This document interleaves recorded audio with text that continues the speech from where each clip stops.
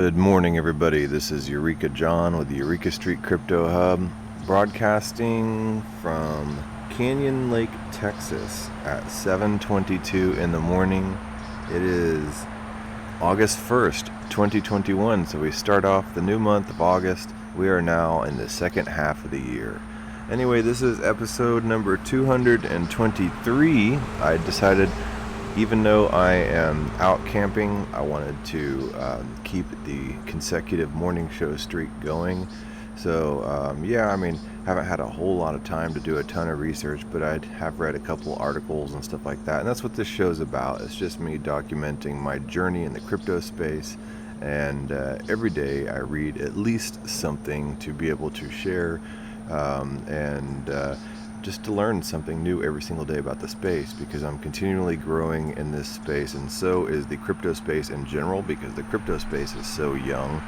So this is my attempt at just documenting my progress. So it's a video blog, that's it, and it's not financial advice, and I'm not your teacher and everything like that. This is just my time in the morning to sit down before being a husband, a dad, a friend, or whatever, an employee, to sit down and learn and talk and vent about the crypto market before I go on about my merry way for the day. Here I am up at the butt crack of dawn before anybody else, and it is really quiet in this campsite except for the loud road over there to my right. And I'm not sponsored by anybody or shilling anything, and I've been doing this consecutively every single morning since February 6th, 2021, so I guess that's about 6 months or almost 6 months going on. And I've been broadcasting on this channel since October 24th, 2020. And I would say since I started broadcasting, I've learned so much in crypto. I've gotten to meet and talk to some amazing people through crypto. I've gotten to learn about many subjects, which is like philosophy, finance, programming, game theory, sociology. There's just so many things that go into the whole crypto space that you have to learn about and get a crash course in order to be able to kind of figure out what's going on. And as cheesy as it may sound, my first interaction with any type of finance was Tony Robbins, a book that I picked up late 2019, early 2021, and I didn't even know what an index fund was, or a T-bill, or anything like that going into all this, and I've had to just learn it from scratch. I went to school for theology and Spanish were my majors, so if that tells you anything, I didn't even know how to balance a checkbook.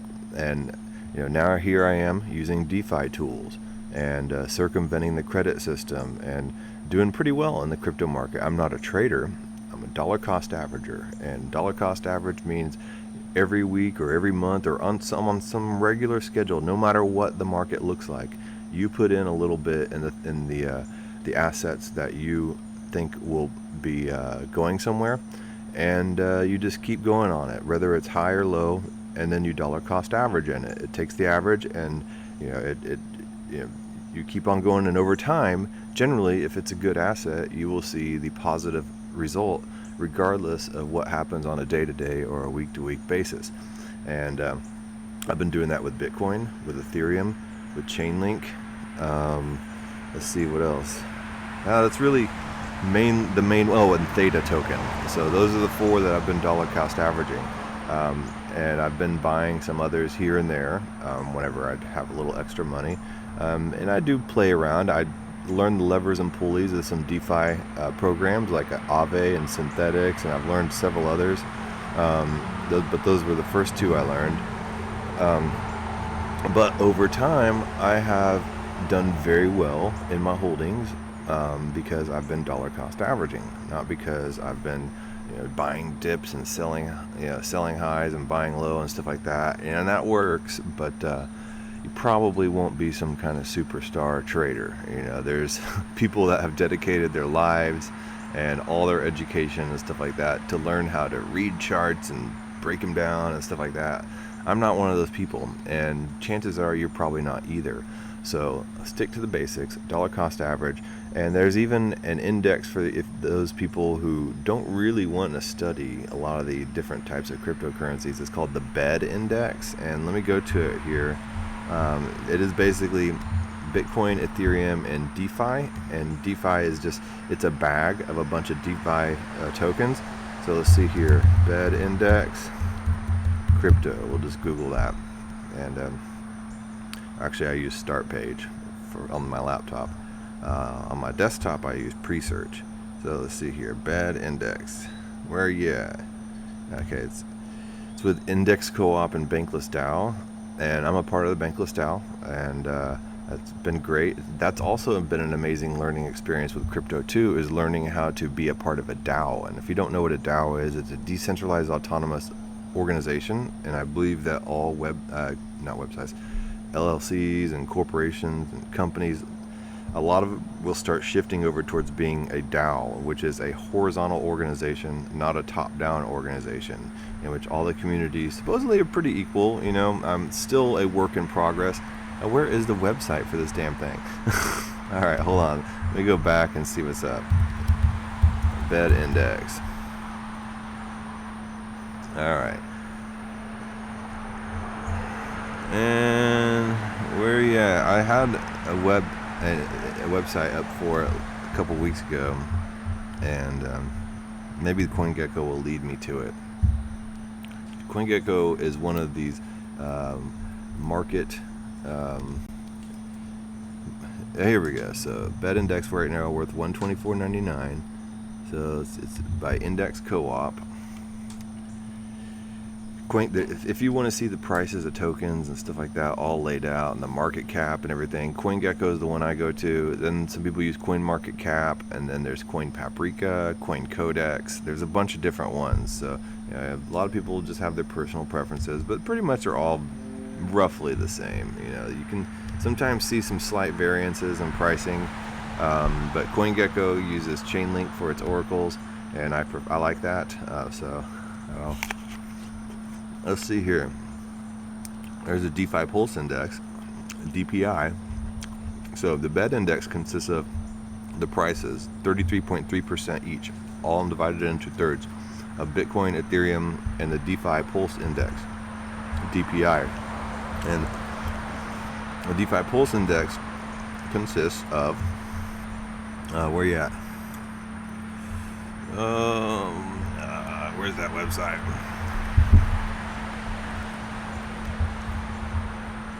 Yeah. Jeez. I don't know. Now I got products, DeFi Pulse, and Bankless BED Index right here.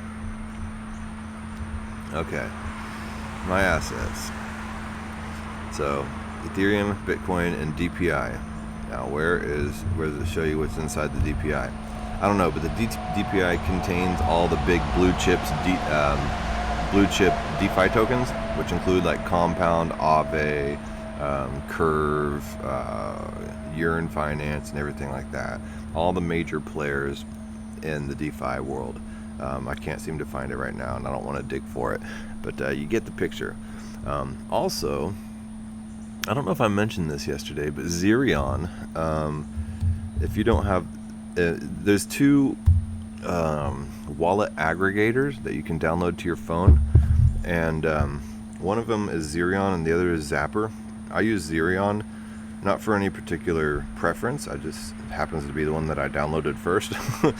But you can have Zerion track a bunch of your different wallets, and your MetaMask wallets, your Coinbase wallets, Trust Wallet, whatever, and you enter in the wallet address, and it will hold on, let me make sure this is showing up all right. Okay, so you can see it. All right, so you can track all your different wallets, and you can use it on your desktop here. So you get your MetaMask wallet address, you copy it, and you put it in here, and you connect it, and then it shows all your assets you have in that wallet and your balance, and then any NFTs or anything like that you might have. And then so you have one MetaMask there. Most people have more than one MetaMask. So I have I have 4 MetaMasks that I hold on, let me see here. The main MetaMask, I have one, two, I have 3 MetaMasks that I use regularly. Then I have one that I kind of use here and there. And then I have a Coinbase wallet, and a Trust wallet, and then a Binance Smart Chain wallet. So I guess I have about 7 major wallets that I use. And then I have an Atomic wallet and some other desktop wallets.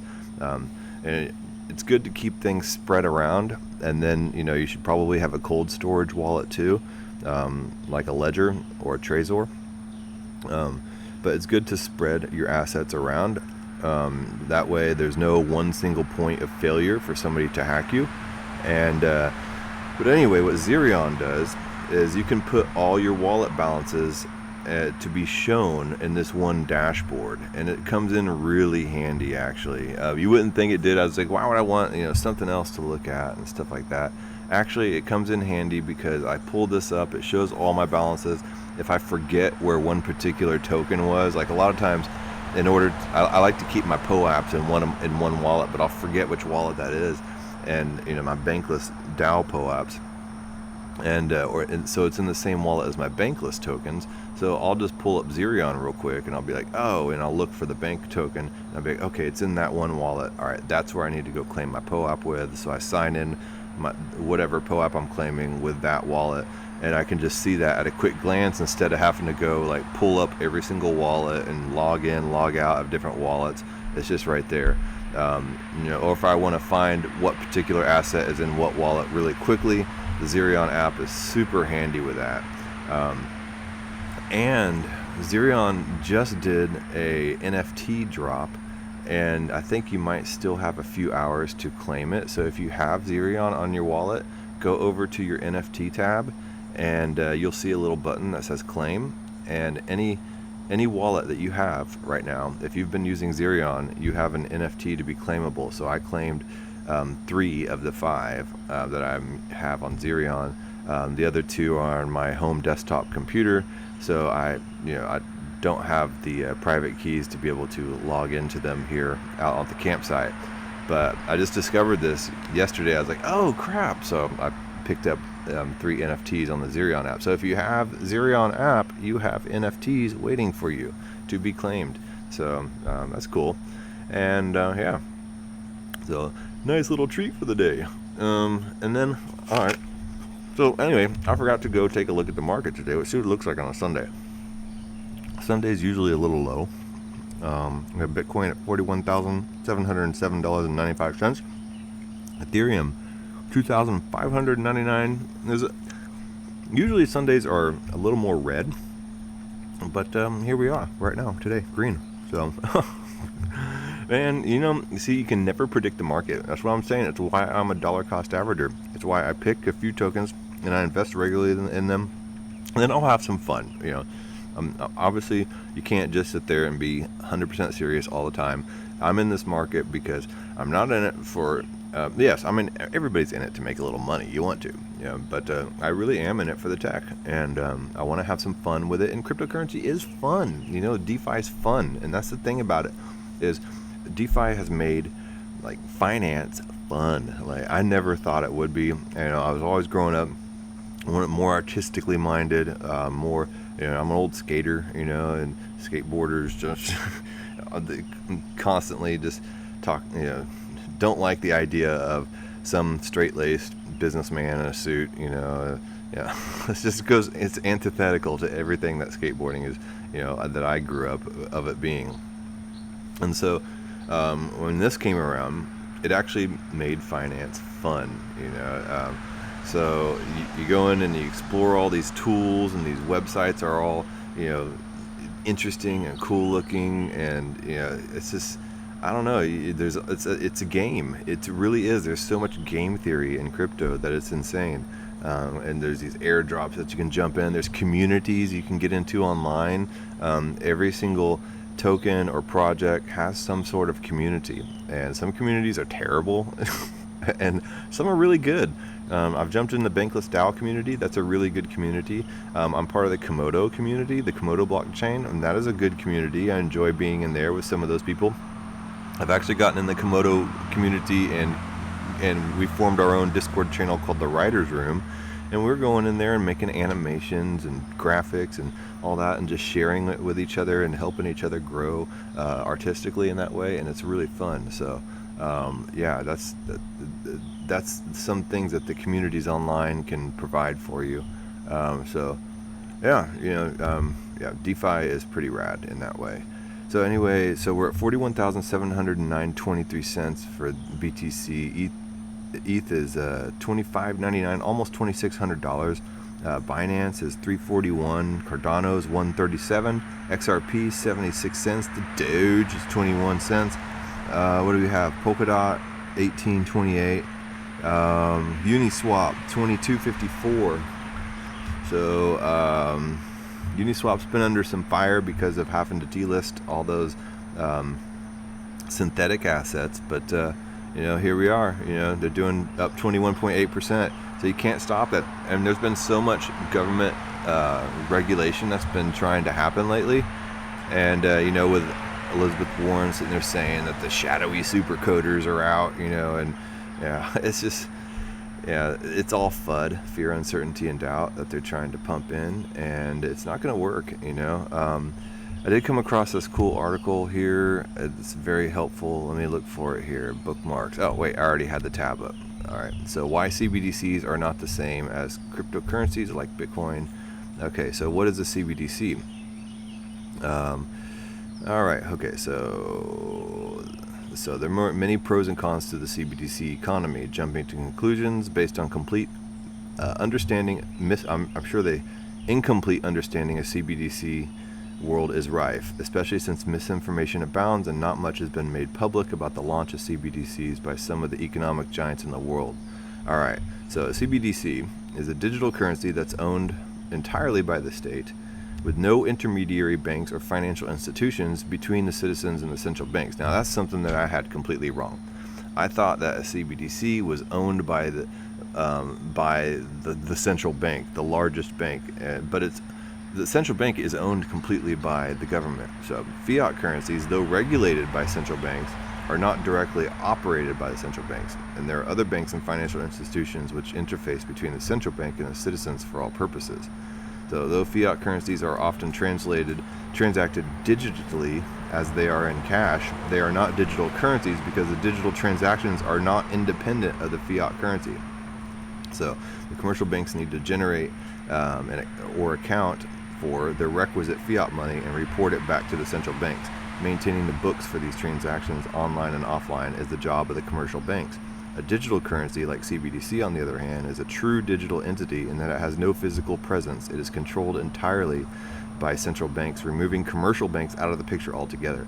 So if we brought in CBDCs, we'd remove commercial banks. If we bring in cryptos, we remove commercial banks. So that's a positive of both, I think, because I can't stand the banks, especially since I get NSF charges pretty much right before every paycheck. So because all my money is in crypto or some kind of savings, and I don't keep it liquid, and it's probably my fault for not balancing my account right, but still, So CBDCs are in effect the complete opposite of cryptocurrencies in that they are completely centralized and give the governments autonomy over not just the economy, but in the way digital currency is used by people. So can they solve financial problems? Yeah, they can lower transaction and printing costs. So you won't have all these banking fees everywhere, and you won't have the problem of printing money. Okay, counterfeit currency problem resolved. Many countries, especially developing countries with active criminal lobbies, face a serious problem of counterfeit currency notes.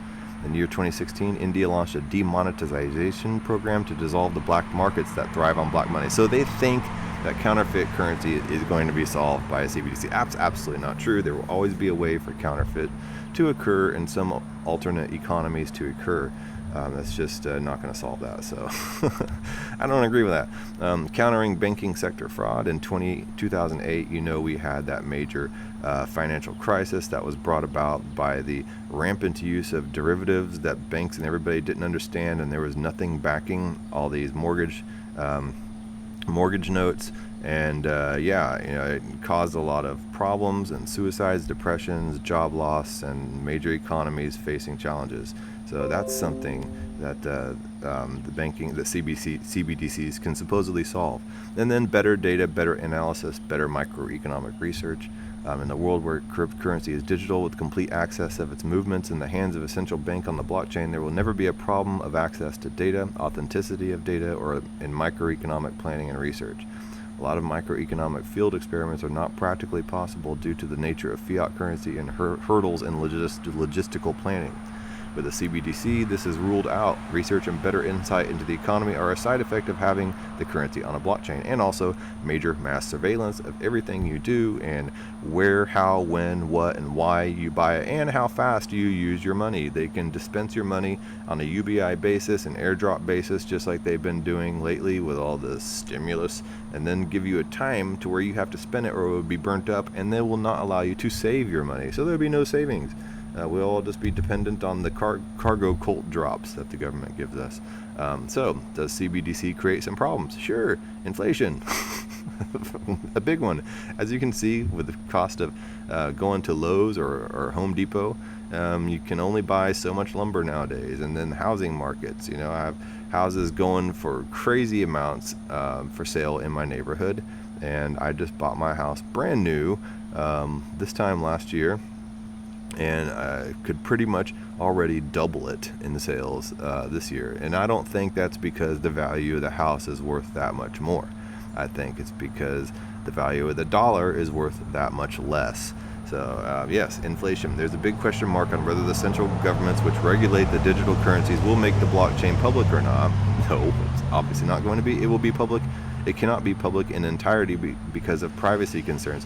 The privacy for the government, not for us. They don't want us to have private blockchains like Monero. They don't want Monero. They want their private CBDC blockchain, which is private for them and not available for us. But at the same time, the lack of transparency gives the state complete freedom and license to increase or decrease the money supply as they want. This means that the fundamental problem of inflation does not get eliminated, it only changes its shape. In fact, now it's even easier to increase money supply since money does not need to be printed, only needs to be coded. Okay, censor all you want. Obviously, censorship is a huge issue. So with cryptocurrencies, you can't censor. With Ethereum, you can't censor. With Bitcoin, you can't censor. With CBDCs, censorship is the standard. It is the par for the course. The centralization also gives the state the license to monitor every single transaction of the citizens, from buying groceries to books to buying companies.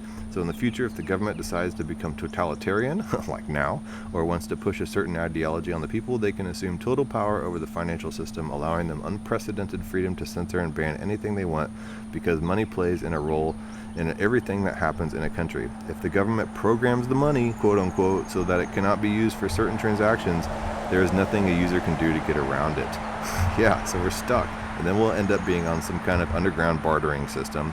And then, they'll probably try to arrest us for that. So what about the banking jobs? Now, I've never felt bad or sorry for any bankers. But in the world of banking, there are good people and good employees and the people that work at the branches and stuff like that. So don't confuse the two, with banking the institution with banking the human side of it, the actual people that work there. This is a question that goes around every time a disruptive technology promises to change the world we live in. If we do away with the banks, what happens to the people who work there? So the billionaires, of course, they're not going to disappear, and the CEOs won't disappear, but the people that work there, they will get absorbed into the new system in one role or the other. The next 10 years may see this changeover with much resistance from every corner. The people required to work in the digital economy will need to have a different set of skills as compared with their banking counterparts. It's a huge change and not one that can happen quickly. So it's going to be kind of, you're either in or out in the next 10 years. So this is why I'm so hot and heavy to educate myself on all this stuff, because I don't want to be left behind. There will be a lot of people left behind, and it's going to cause major problems and starvation and riots and everything like that. And then there's cyber attacks. There's a question of cyber attacks which could possibly hack into and disrupt the functioning of an entire country.